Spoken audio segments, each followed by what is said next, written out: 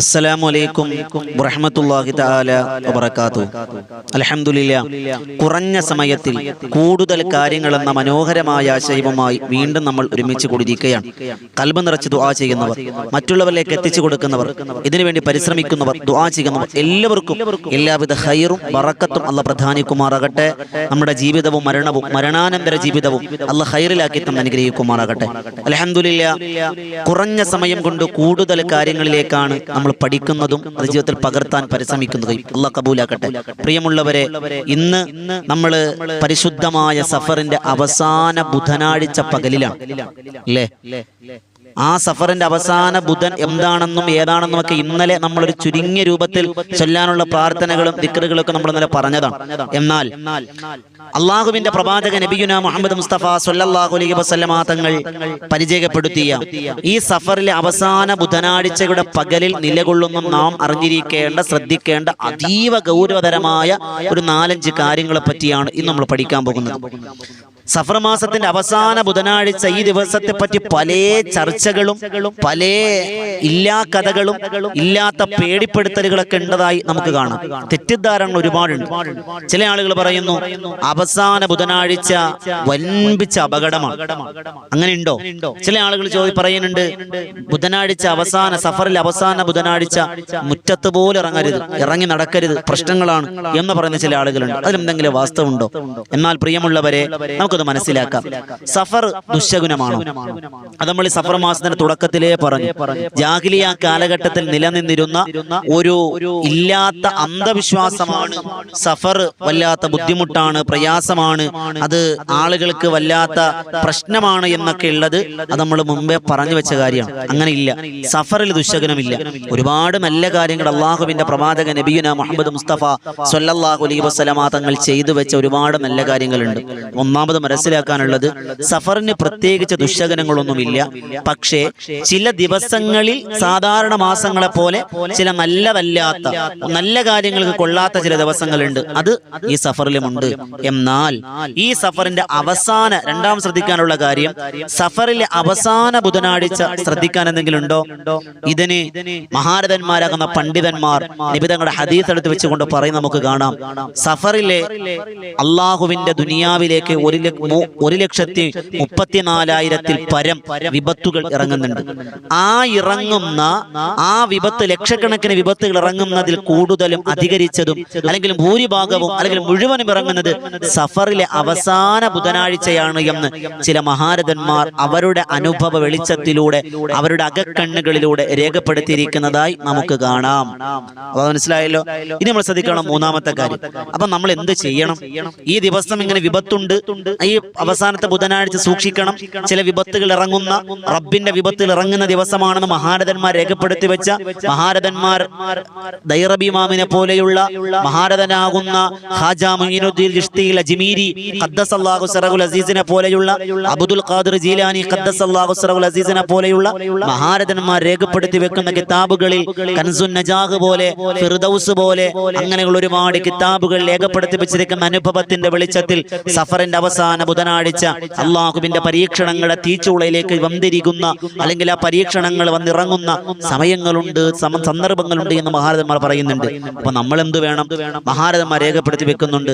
നമ്മൾ ചെയ്യാനുള്ള കാര്യം നിസ്കാരം കൃത്യമായി നിർവഹിക്കുക. നന്ന് മാത്രമല്ല, സഫറിലെ അവസാന ബുധനാഴ്ച മാത്രമല്ല, നമ്മൾ ഇന്ന് മുതൽ ഇന്നലെ വരെ പലപ്പോഴും നിസ്കാരത്തിൽ പാളിച്ചു വന്നു. അതൊക്കെ നമ്മൾ കളാ വീട്ടുക, നിസ്കാരം കൃത്യമായി നിർവഹിക്കുക. രണ്ടാമത് ശ്രദ്ധിക്കാനുള്ള കാര്യം, ഇസ്തിഗ്ഫാറിനെ അധികരിപ്പിക്കുക. റബ്ബിന് ഇസ്തിഗ്ഫാർ ചെയ്യൽ വലിയ ഇഷ്ടമാണെന്നാണ്. ഇസ്തിഗ്ഫാർ ചെയ്യുന്നവരോട് വലിയ മുഹബ്ബത്താണ് റബ്ബിന്. റബ്ബിന്റെ മുഹബ്ബത്ത് കിട്ടിയാൽ അവന് പിന്നെ ദുനിയാവിലും ആഖിറത്തിലും പ്രശ്നങ്ങളില്ല, ഒരു വിപത്തുമില്ല. അപ്പൊ രണ്ടാമത് ശ്രദ്ധിക്കാനുള്ള കാര്യം, വേഗം പറഞ്ഞു പോകണം, ഇസ്തിഗ്ഫാർ അധികരിപ്പിക്കുക.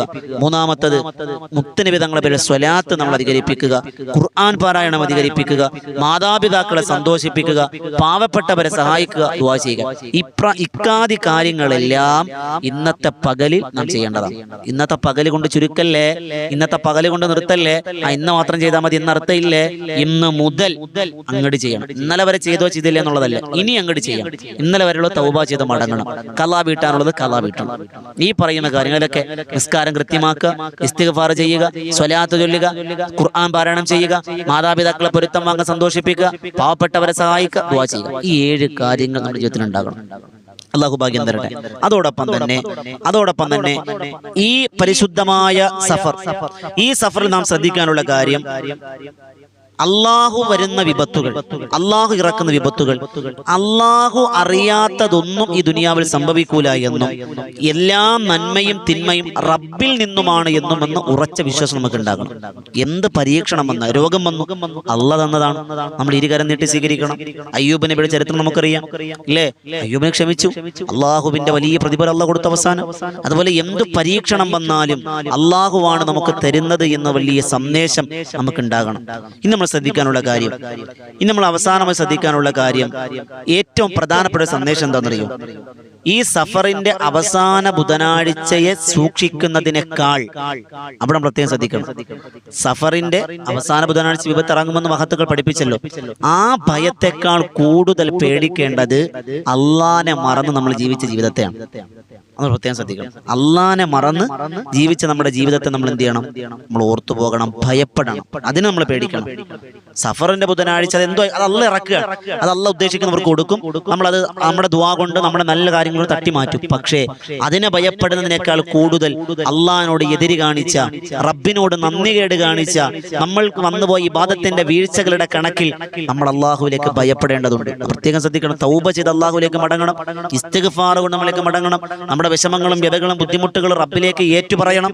അള്ളാഹിന്റെ ഖുർആൻ പറഞ്ഞതുപോലെ തൂബു ഇലല്ലാഹി തൗബത്തൻ നസൂഹ. നമ്മൾ ഇന്ന് ഈ ബുധനാഴ്ച അവസാനം, ഇനി അടുത്ത സഫറിന്റെ ബുധനാഴ്ച നമ്മളുണ്ടോന്ന് അറിയില്ല. ഇന്ന് ഈ ഇറങ്ങുന്ന മഹാരഥന്മാർ പറഞ്ഞത് വെച്ച്, ആ ഹദീസുകളുടെ വെളിച്ചത്തിൽ മഹാരഥന്മാർ പഠിപ്പിക്കുന്ന ആ ഉദ്ധരണികളുടെ വെളിച്ചത്തെ മനസ്സിലാക്കണം. ഇന്ന് ഈ പരിശുദ്ധമായ സഫറിന്റെ ബുധനാഴ്ച ഇറങ്ങുന്ന വിപത്തുകൾ 1 വർഷം നമ്മുടെ ജീവിതത്തിൽ നിറഞ്ഞു നിൽക്കുമെന്നാണ്.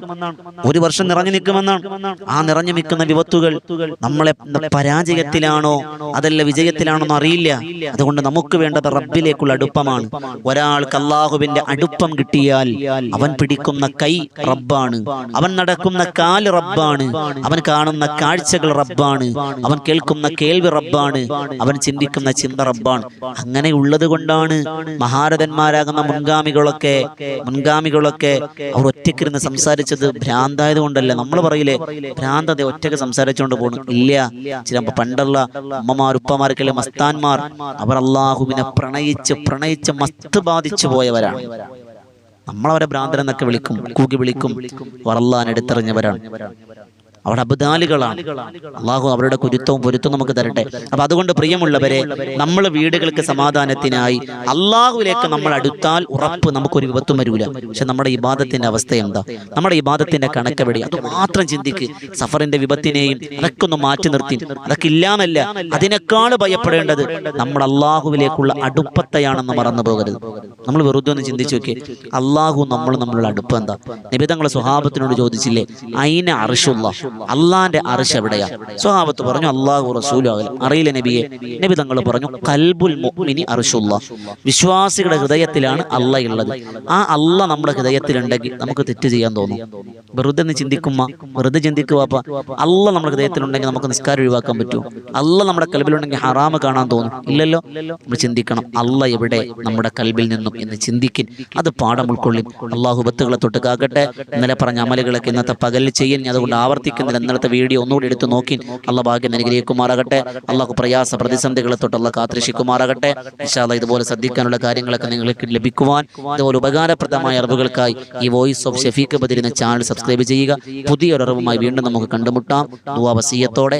അസ്സലാമു അലൈക്കും വറഹ്മത്തുള്ളാഹി തആല വബറകാതുഹു.